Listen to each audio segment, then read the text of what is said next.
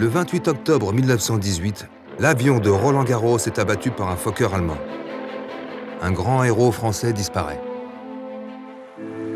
Il était né 30 ans plus tôt à Saint-Denis de la Réunion dans une famille originaire de Toulouse. Envoyé comme pensionnaire en France en 1900, il contracte une pneumonie. En 1909, il se découvre une passion, l'aviation.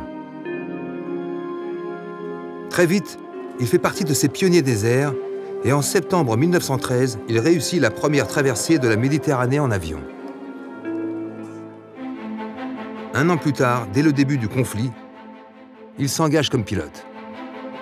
Après avoir participé à de nombreuses missions de reconnaissance et d'observation, il met au point une mitrailleuse tirant à travers l'hélice. Une invention qui va bouleverser les combats aériens.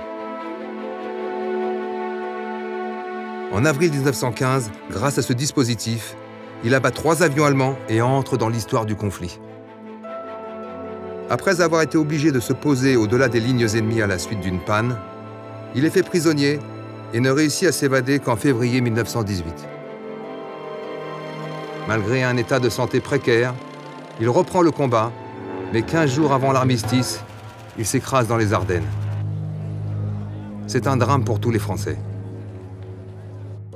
Par 2 fois, le lieutenant Roland Garros a choisi volontairement de défendre la France.